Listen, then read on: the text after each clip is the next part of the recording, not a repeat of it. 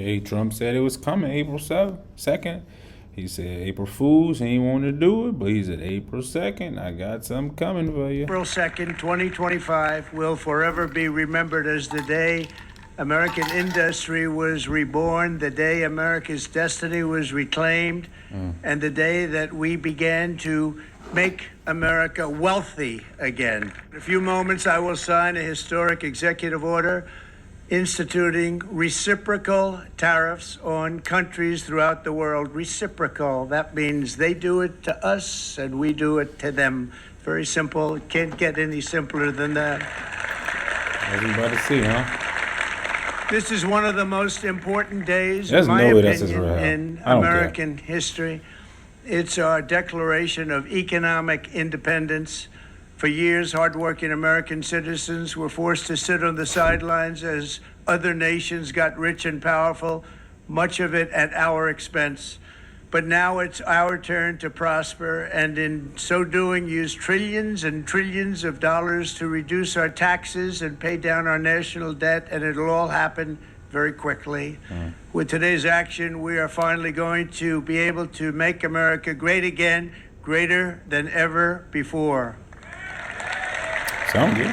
Sound good, Mr. Don. Jobs and factories will come roaring back into our country, and you see it Hope so. happening already. We will supercharge our domestic industrial base. We will pry open foreign markets and break down foreign trade barriers. And ultimately, more production at home will mean stronger competition and lower prices for consumers. I like the competition. This will be indeed the golden age of America. It's coming back. We're going to come back very strongly. For decades, the United States slashed our trade barriers on other countries, while those nations placed massive tariffs on our products and created outrageous non-monetary barriers to decimate our industries. And in many cases, the non-monetary barriers were worse than the monetary ones. They manipulated their currencies, subsidized their exports, stole our intellectual property, imposed exorbitant VAT taxes to disadvantage our products, adopted unfair rules and technical standards, and created filthy pollution havens. They were absolutely filthy, but they always came to us and they said, we're violating, we should pay for it. It's all detailed in a very big report by the U.S. Trade Representative on foreign trade barriers, and I'll just hold it up for you. It's available, and you don't have to pay too much. As I understand it, you'll pay nothing.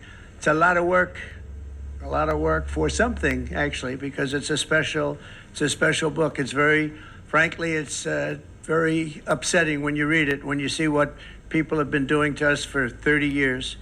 This all happened with no response from the United States of America, none whatsoever.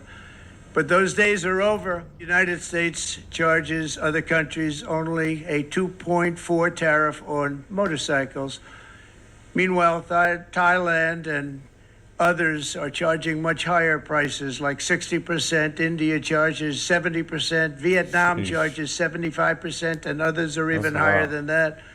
Likewise, until today, the United States has for decades charged a 2.5 tariff. Think of that, 2.5% on foreign-made automobiles. The European Union charges us more than 10% tariffs, and they have 20% VATs, much, much higher. India charges 70%, and perhaps worst of all are the non-monetary restrictions imposed by South Korea, Japan, and very many other nations. As a result of these colossal trade barriers, 81% of the cars in South Korea are made in South Korea. 94% of the cars in Japan are made in Japan. Toyota sells 1 million foreign-made automobiles into the United States, and General Motors sells almost none. Ford sells very little. None of our companies are allowed to go into other countries. And I say that, You understand, Ford is not the best. that friend and foe, and in many cases, the friend is worse than the foe in terms of trade. But such horrendous imbalances have devastated our industrial base and put our national security at risk. I don't blame these other countries at all for this calamity. I blame former presidents and past leaders who weren't doing their job. They let it happen. and they let it happen to an extent that nobody can even believe. That's why, effective at midnight, we will impose a 25% tariff on all foreign-made automobiles. Sheesh. Today's actions, we're also standing up for our great farmers and ranchers who are brutalized by nations all over the world. Brutalized. Canada, by the way, imposes a 250 to 300% tariff on many of our dairy products. They do the first can of milk. They do the first little carton of milk at a very low price, but after that it gets bad, and then it gets up to 275, 300%. So when they're figuring what's Canada charging, they say, oh, about 2%, 3%.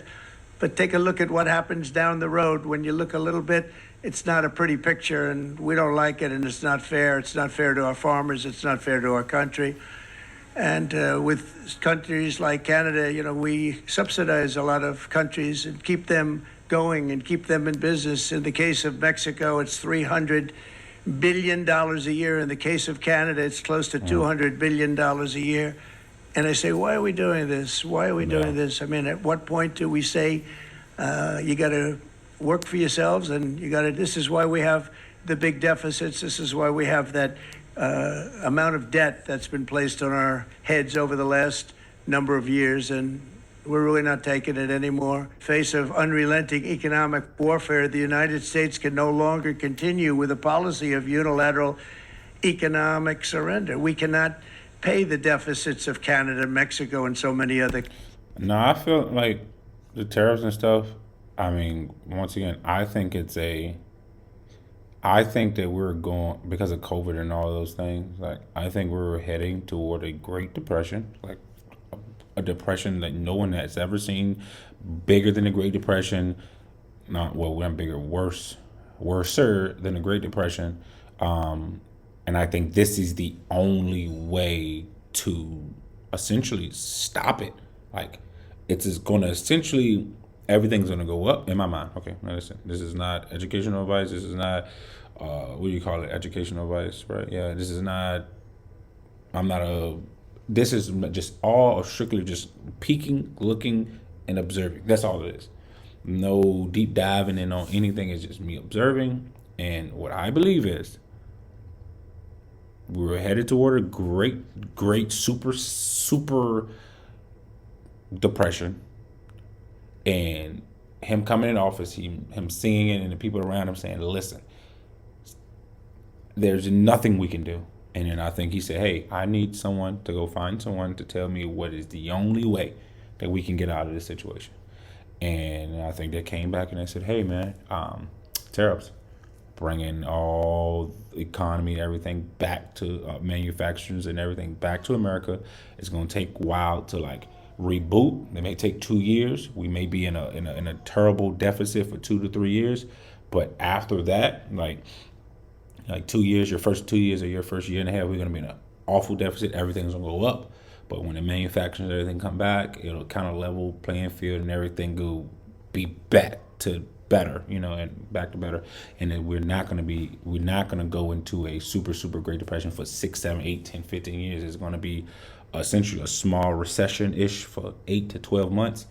And then it's going to slowly go back to, not slowly going back, it's going to be better, because we haven't had all these manufacturers in America in 15, 20 years. So imagine all those manufacturers coming to America, Ford doing great, everybody doing great, farmers, the big pharma is not, killing the damn people, how they've been doing it. Allegedly, everyone having a surplus and stuff like that of money, I think it'll be great for the economy. But, that's just what I believe. So we'll see how that happens. We'll see what actually happens and transpires. But that's all I have. Until next time, peace and love and peace.